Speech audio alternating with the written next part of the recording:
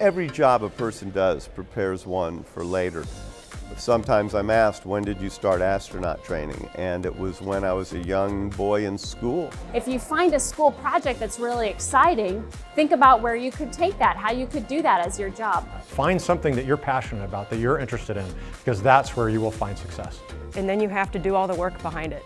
You know, when you make all those right decisions, your dreams will come true, and so just keep ticking them off, you know, and stay dedicated and work hard. You just heard from some incredible people giving career advice to middle school students. From throwing fish to footballs, we've taken a look at a lot of careers on past STEM in 30s. We've had an opportunity to work with some amazing people. We always ask them to tell us about the keys to their success.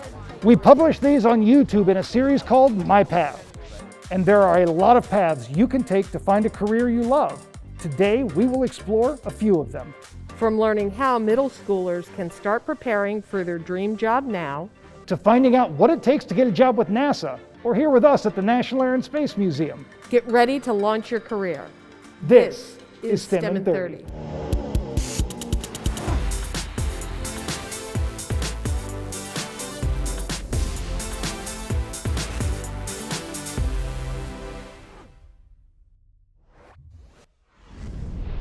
Hi, I'm Marty. And I'm Beth, and we are coming to you from the Stephen F. Udvar-Hazy Center in Chantilly, Virginia. Here at the museum, you can learn about some amazing careers, everything from pilot to astronaut. But those are the careers that get top billing. There are a lot of support staff that goes into making those glamorous jobs possible. Today, as we look at careers, you'll see that reaching the destination of your dream job is often a long and winding road. But thinking about your dream job starts in middle school. What did you like to do in middle school? I loved sports, I liked to draw, but I loved science. My parents bought me a poster of the very first space shuttle launch from a book order. Dad built a frame, we hung it in my bedroom, and it stayed there for years, but now it hangs in my office at the National Air and Space Museum. How about you? I liked art, I liked science, and I like reading. I always liked to paint and draw. As a kid, I didn't like to read too much. But in middle school, I was introduced to science fiction, and I even thought that I might become a science fiction writer. Let's head over to some of our middle school friends to find out what their interests are. And later on, we'll find out how those interests can turn into a real job. Hi, I'm Emma Wingfield, and I like working with lambs for 4-H. Hi, my name is Brianna, and I like playing with my animals and drawing them. Hello, my name is Brady Jardine, and I like rodeo. Hi, my name is Kelsey, and I like to show my lambs. Hi, my name is Leanna, and I like to read mystery novels. I like thinking about inventing. I like to play volleyball. I like reading and exercising. Marty, what were you like in middle school? I was a cool dude. Bright yellow Hawaiian shirt, braces, didn't comb my hair very much. Our next guest, Ginger Z, is going to tell us what she was like in middle school. Probably cooler than me. Hi, I'm Marty, former middle school teacher, and I'm joined by ABC's chief meteorologist, Ginger Z. Hey. But before she was a meteorologist, she was in middle school. I sure was. I've got a few questions for you. You ready to go? Yeah. All right, what was your favorite class? Favorite class, science. Favorite teacher? Mr. Wells. Were you ever bullied? Yes, of course. What was your favorite book when you were in middle school? Oh my gosh. Oh, I read Gone with the Wind. I'm such a nerd. Did you want to be a meteorologist when you were in middle school? Yes, I did. Pen or pencil? Pencil. Did you have good handwriting? Decent. Is there something you learned in middle school that you still remember today? Oh, always. We had a science class, Mr. Finch, and he taught us a lot about sound waves. We did a whole video about it. What was your favorite TV show? No question, Beverly Hills 90210, still love it. Best show ever. How did you stay organized? It was so organized. I had Trapper Keeper, I had folders inside of that, I had a different colored pen with different notebooks. It was really quite severe. Did you play sports? I did. What'd you play? In middle school, I did everything. I was like, I was voted most athletic, which is quite funny now. But I did cross country, running, I did cheerleading, competitive cheerleading, soccer, played tennis. I could keep going, I think. It was really, they let us do a lot. We're out of time. Awesome job. One last question. So if you had a chance to go back and talk to yourself in middle school, what advice would you give yourself? I would say stop trying so hard. I mean, there's no reason that you're this worried about all of this stuff. I was so concerned about clothing and the things that I was, if I could give myself perspective back then, not just of you have a whole life ahead of you, stop worrying about it. Also, what's his name isn't going to like you in a week, nor is he going to like you in years, so it's not going to matter, and I don't remember your name. That's important. And then also just in the education part, I was so driven, and all I wanted was a straight A's. And doesn't mean don't try hard in school. Don't try hard to the point that you're hurting yourself. Try hard, learn a lot, but get life experiences at the same time. Awesome. Thank you so much. Yeah, Let's explore one path you can take towards a career that you want: school. Some students after college take specialized classes. Those students are called graduate students, and the classes they take and the research they conduct helps prepare them for their specialized fields. There are graduate students who have made great contributions to science. Have you ever heard of Dame Susan Jocelyn Bell Burnell? In 1967, while doing research as a graduate student, she discovered pulsars, an important contribution to astronomy. Beth, did you go to graduate school? I did. How about you? I did. I've got a degree in curriculum and instruction with an emphasis in space studies. Kind of makes sense that I work here now. I went to graduate school and got a degree in fine arts with a focus on photography. I was going to be a college professor. It didn't really pan out, but I got a great job here. We've gotten a chance to work with some amazing graduate students, and they are already making contributions to science. My group's discovered over a dozen exoplanets orbiting other stars over the past 5 years, and it's been a really exciting time. I specifically study how our atmosphere affects the spectra that we look at when we're looking at transiting exoplanets. When we're using a ground-based telescope and the spectra comes in through our atmosphere, the atmosphere interacts with that light and messes it up a little bit. So then when we're trying to see the red or blue shift, how far away or towards us the star is moving, it's a little bit messed up. So our readings have some error in them. So my research is helping others know how much error might be in their measurements. So since mine is completely simulated, I know every single component. So I can isolate exactly what the atmosphere is doing just to the spectra. I specifically do research studying M-dwarf type stars. So an M-dwarf star are the most abundant stars that we have in our universe. They're the most common. And they're also the coolest, the dimmest, and the smallest. When we look up at night, even though they're the most abundant, we don't actually see any of them with our naked eye. It's actually a really good thing when we're looking for exoplanets, because since they're so dim, when an exoplanet transits in front of that star, it's going to block a lot more of its total light, making it a lot easier to see if there's an exoplanet. When I was little, I was always just really interested in stars, and for a long time I thought I was just going to be an astronomer, and then I got to high school and took physics, and I realized I really like physics too. And then I found out that astrophysics was a thing, and I was like, fantastic, that's just what I'm going to do from now on. So it started pretty early, but anybody can start at any point in their time. I really got interested when I was about 13. I looked through a telescope for the first time and I fell in love. And I didn't really think that going into astronomy and astrophysics was going to be a feasible thing for me until I was about a senior in high school when I was introduced into astrophysics. And ever since then, I've been hooked. I would tell you that it would be a good idea to start looking now, start learning, start growing. Don't necessarily just depend on what's being taught in schools, because even though that's great, they can't cover everything, and there's always going to be more interesting things out there. Reach out to local universities, reach out to professors. They always want to hear from you. They can even put you in touch with students, or if you're a female or a minority, they can put you in touch with a female or minority student that can help you through the process in a very unique way. As a woman, there are definitely times where I can be underestimated in my abilities, but I don't really let that stop me from being able to do anything that I want. You know, I have very clear and defined goals as to what I want to do in my future. Being a woman, I'm not going to let that stop me from being able to do any of those things. I'm just as capable to do any of the research that I'm doing as anybody else is. Career inspiration can come from a lot of different places. It could be a book you read, or a person you meet, or even a museum you visit. Shortly after the Air and Space Museum in downtown DC first opened up, it was a beautiful spring day. The high school I went to was built before the Civil War and didn't have air conditioning, so they had the windows all flung open and my classroom was on the first floor.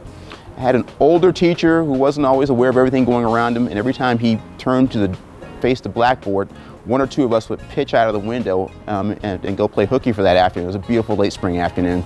So having rolled out of the window, my friend's like, wow, we got out okay. Well, what do we do now? And we said, let's go to the Air and Space Museum. So we went down the Air and Space Museum and wandered around down there with our mouths hanging down. So it had a backfire effect. We actually learned something that day in spite of ourselves. Going to that museum definitely just reinforced what I had always wanted to go do. I'm looking at real types of flight hardware, space hardware, things that have been in the sky and said, that were part of the history I've been reading about, part of the TV shows I've been watching, to see it really there, to see it tangible, to see that this is something that you could physically touch, made it more real. It wasn't something I was seeing on the end of a TV screen or reading about. It was right there in front of me. Another path to getting the job you want is through interning. Interns are students who take on real-world positions to gain experience. In fact, the 14th secretary of the Smithsonian Institution, Lonnie Bunch III, was an intern at the National Air and Space Museum. Interns can learn a lot about their specialized field by working with their advisors. Plus, they get hands-on experience. We've had a chance to work with some amazing students who interned at the National Air and Space Museum. Not only did they learn a lot from us, but we learned a lot from them. Let's hear from some interns who worked on the STEM and 30 team. Hi, my name is Ryan Shank. I had internships with various museums where my focus was on making videos, including 2 summers here at the National Air and Space Museum. After my last internship, I moved to DC permanently, graduated with a master's in museum studies from George Washington University, and now I'm the video editor and producer for this show, STEM and 30. A lot of the skills I developed as an intern correlate directly into my professional career, from planning video content to operating the camera or even interviewing guests. And in charge of syncing, clipping, and moving all the video and audio pieces along this timeline. I'm even editing this show you are watching now. My name is Quentin Basnaw. During the summer before my final semester, I interned for the National Air and Space Museum in DC. I worked with Ryan and the other interns editing, producing, and filming all kinds of content for STEM and 30. The internship showed me the wonders of DC, and I experienced living on my own for the first time. Upon graduating in 2019, I interned for the Pete for America presidential campaign. Much like DC, I was involved with editing, producing, and filming lots of content. Once the campaign ended, I went to work for AE Techron. I'm their lead videographer and continue my journey of editing, producing, and filming video content for all of you to see. Hi, I'm Lexi, and I'm currently studying cinema and photography at Ithaca College.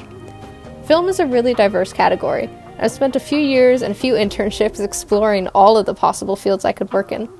In my junior year, I got an amazing opportunity to intern under a producer for the Washington Capitals.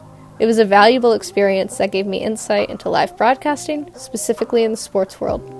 That summer, I also began working at the Bowie Bay Sox, the AA affiliate team for the Baltimore Orioles, as the streaming director. My most recent internship has been with the STEM and 30 team at the National Air and Space Museum, and between the live broadcasts, filming in the virtual world, and working on productions tailored toward different audiences, it's opened my interest to even more possible paths that I could take. Without my internships, I don't believe I would have been able to explore so many production paths, let alone have the chance to experience any of them. Hi, my name's also Lexi, and just like Ryan, I studied museum studies at George Washington University. During my time as a student, I interned in some incredible places, including the National Zoo, the Smithsonian Libraries, and finally here at Air and Space. I even helped create this episode of STEM and 30 you are watching right now. My internships helped me build skills I can use in my career and let me apply things I was learning in school to the real world. Internships can be a great way to launch your career. When the time is right, be sure to apply to intern with us here at the National Air and Space Museum. Beth, what was your first job? My first job was in an ice cream shop. I started out by scooping the ice cream, and then I started making cones that looked like clowns. I gotta tell you though, after a couple of months of working in an ice cream shop, I started to just hate ice cream. What about you? I delivered furniture and I worked on an elk farm. Yes, those giant animals with the antlers. One day I was inside the fence doing a little bit of work and I heard this grunt, and I look over and there are 3 of the largest animals you've ever seen. And in my mind, I'm doing calculations on how fast I could climb a 12-foot fence. We've met a lot of successful people who have had interesting jobs. And even when a job might not seem relevant to your future career, you could still gain important skills.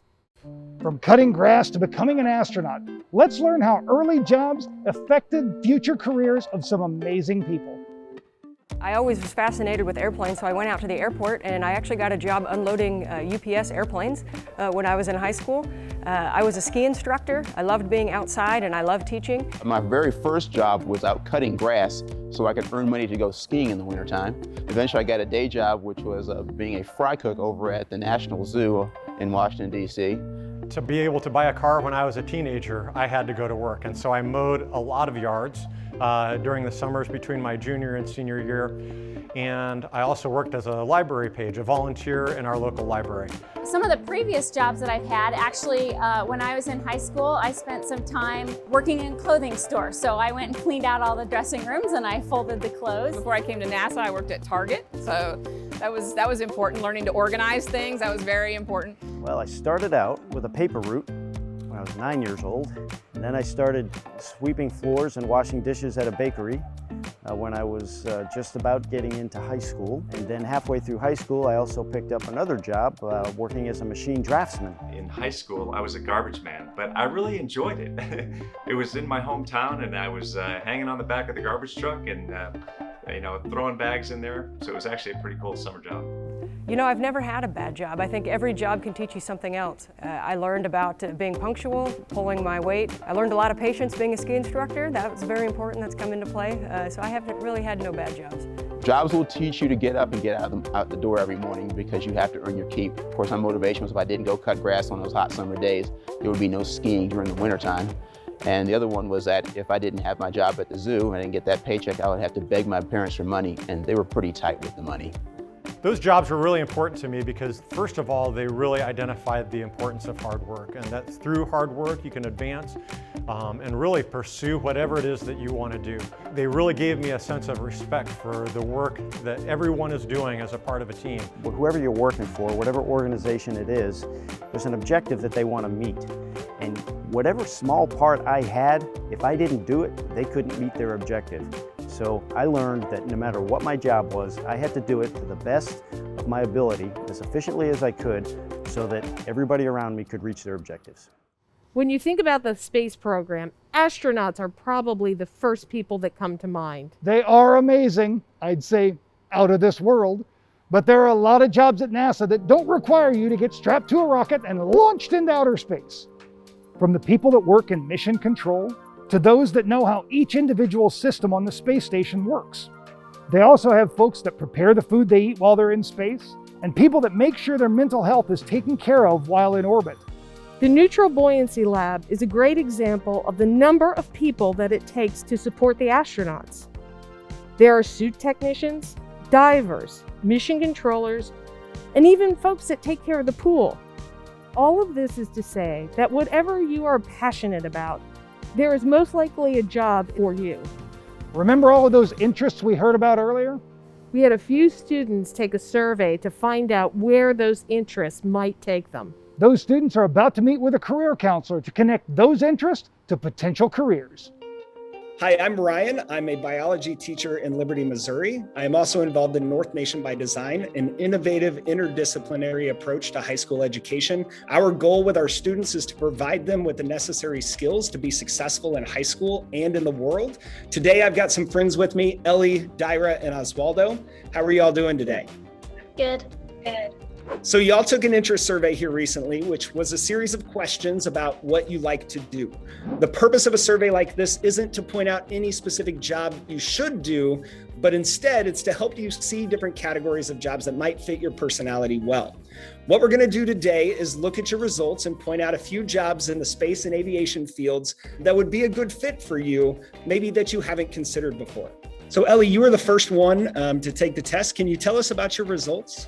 My results were managing and organizing. For organizing, one job that might be very good for you is an airport manager. They oversee all of the employees and departments for the day-to-day operations of the airport. Ultimately, their organizational skills help keep the pilots, crews, and you safe when you fly. Ellie, your second career choice is managing. And a career that could fit within that is an operations planner for the International Space Station. Astronauts have a very busy schedule while in space, and someone has to create the OSTP. This is basically a graph that shows what is going on at any given time on the space station. What do you think about that? I loved organizing schedules and everything, so I think that would be fun. Great job. So Dyra, you are the next person to take the test. Can you tell us about your results a little bit? I got evaluating. When NASA launches a rocket, safety is a huge priority, so much that there is a job called Superintendent of Range Operations. SRO is go. You have range clear to launch. Before and during a launch, they are making sure that people are safe both in the area of the launch pad and within the areas where abort might happen. Does this seem like something you would be interested in? That sounds like really fun. That's awesome. Oswaldo, you also took the same survey. Can you tell us about your results from that? So I figured out that I was really good at judging things and estimating things. And also I'm really good at working with information. This job has to pull together all the information from both the ground and aircraft in the air, all to help you get to your destination safely. An air traffic controller. How do you feel about that one? Yeah, I feel like that would be fun, knowing where every airplane is in the sky. Y'all did such a great job today and have some amazing careers in front of you. You still have a long time to prepare for your future career, but habits that you are practicing now can have a lasting impact, like staying organized. Here are some ways that you can try this at home.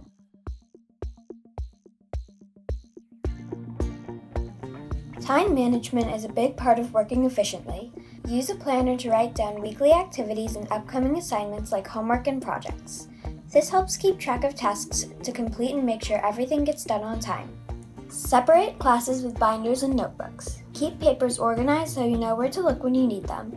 Then when it's time to review for a test, go back and look at your notes and worksheets. Managing papers like this keeps them from getting damaged or lost at the bottom of the backpack.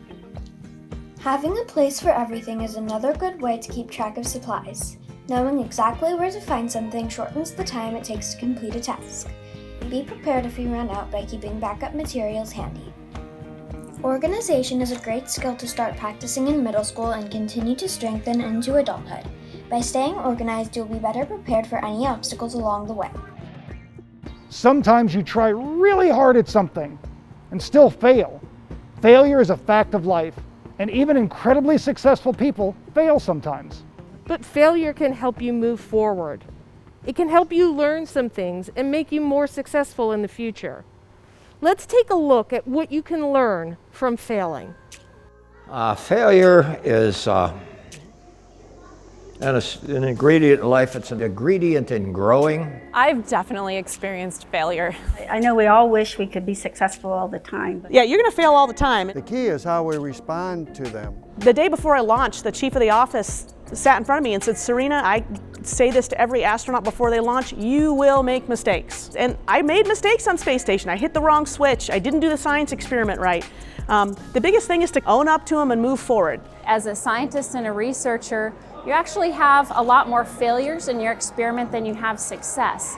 And that's the process of science, is that you've got a question, you don't necessarily know the answer, but you set up your experiment to look at what the answer is going to be. And since you don't know how to get to that answer, your experiment may fail a few times. If after it didn't work, you stop, that's a failure.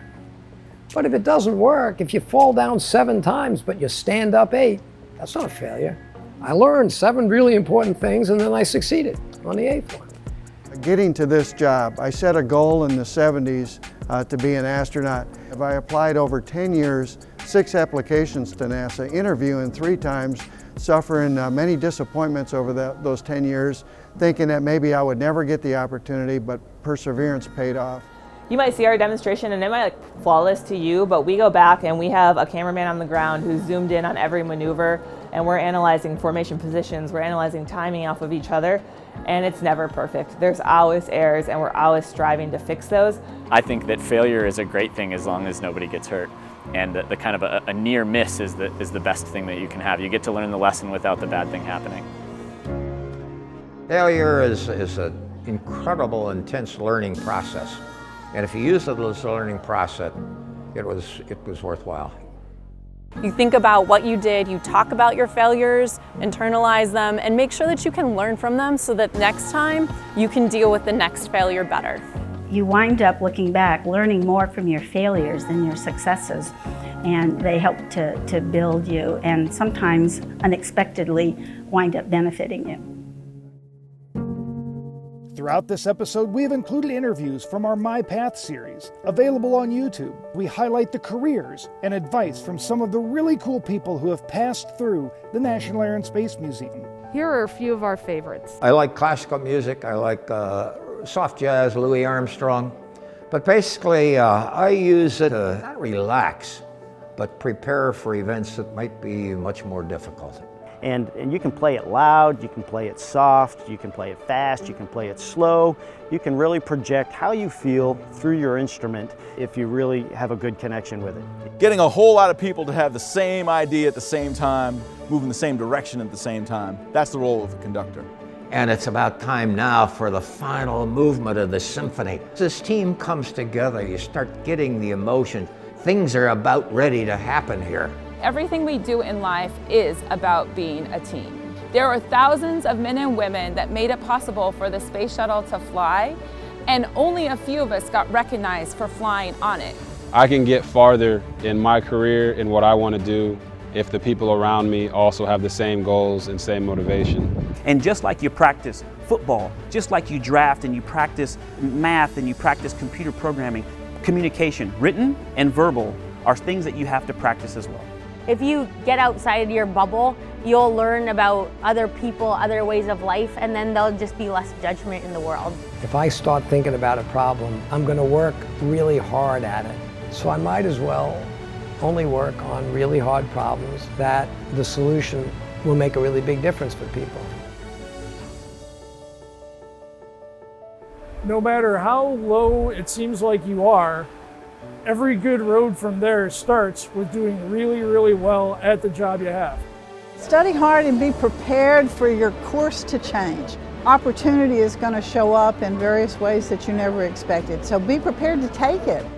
The single criteria, in my opinion, for success later on, to find something that you're passionate about. There's always going to be obstacles. The important thing is for you to remember why is it that you want to do the thing you want to do. The best thing that you can be is curious, and I think that's the thing I would guard most if I was a student. All right, things are cool. I'm still going to move on. Sun's going to come up tomorrow. Everything seems to work out. How's your to-do list coming? Good, but I feel like I'm missing something. The outro, which is what we're supposed to be doing right now. Oh, are we rolling? Yes. Well, let me add it. While you do that, let me do this. Today, we've had the chance to look at some amazing careers and the paths people took to get to where they are today. Hopefully this inspires you, because no matter how old you are, you're not too old to start preparing for your future career. Thanks for watching. What is that? Hey, Lexi, you wrote a lot of words here. I'm blaming this on you when I mess it up. Are you done dancing? Not quite. In 1967, this is all voiceover. Let me do that again. Have you ever heard of Dame Susan Jocelyn Bell Burnell? Dame Susan Jocelyn. Dame Susan Jocelyn Bell Burnell. You nailed it that time. There have actually even been graduate students that have. It really doesn't matter what I say because you can't see this, and you can always run the voiceover. Oh my, oh my. Sometimes you try really hard at something. Sometimes you try really hard at something and hold on.